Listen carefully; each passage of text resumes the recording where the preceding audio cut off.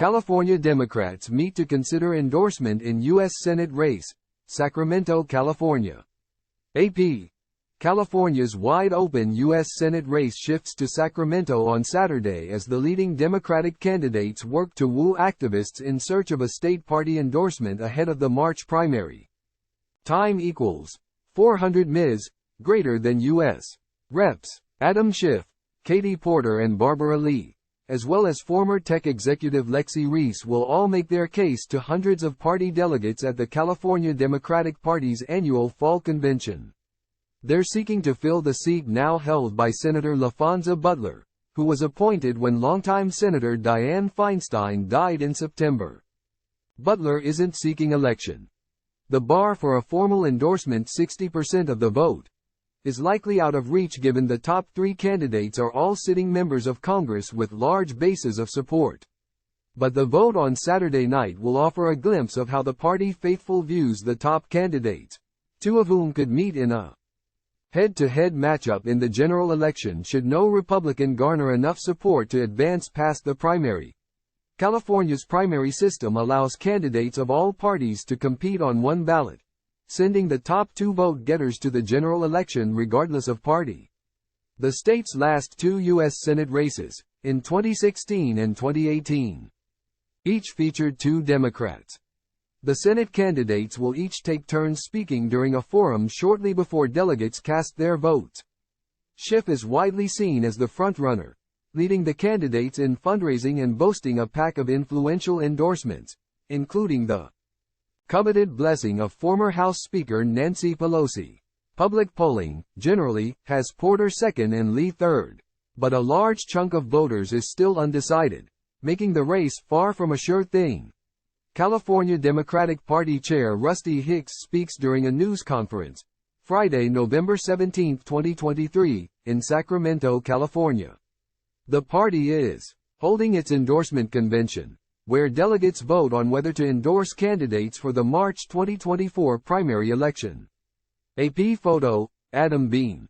An endorsement from the state Democratic Party can boost a campaign in a competitive primary, but it doesn't necessarily signal how the wider electorate feels about the race, as party delegates tend to be more liberal.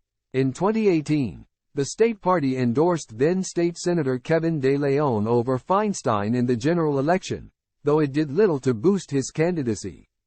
Feinstein won the general election handily. The endorsing convention is mostly symbolic, and it can send a signal, when there is very unified support for a particular candidate, that there is strong momentum behind a particular candidate.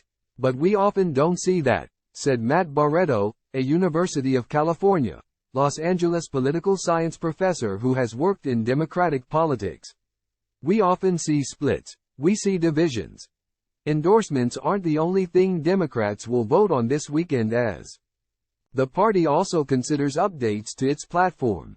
The Israel-Hamas war will likely be a topic of intense debate throughout the weekend. Party leaders have increased security for the convention, which comes a few days after police and protesters clashed outside of the Democratic National Committee headquarters in Washington. It simply reflects a recognition that we are in a tense moment, not just here in Sacramento, but around the nation and around the world, California Democratic Party Chair Rusty Hicks said. We want to ensure that everyone is safe, everyone feels safe, and they have the opportunity to have their voice heard. On Friday, a large crowd of protesters gathered outside of the convention hall in Sacramento to call for a ceasefire in Gaza.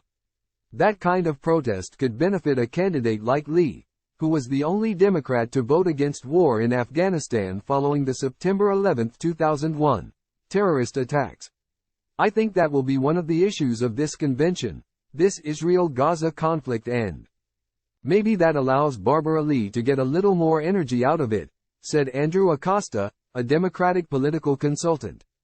While the U.S. Senate race will get a lot of attention, party leaders say they are focused more on the congressional races the party needs to win to take back control of the U.S. House of Representatives. Hicks says the party plans to spend in the multiple seven figures on a handful of congressional races, including targeting Republicans John Duarte and David Valadao in the Central Valley and Mike Garcia, Michelle Steele and Young Kim in Southern California. We have a special obligation when it comes to helping to retake the House of Representatives. Hicks said, "The reality is that you can't win the House if you don't win seats here in California."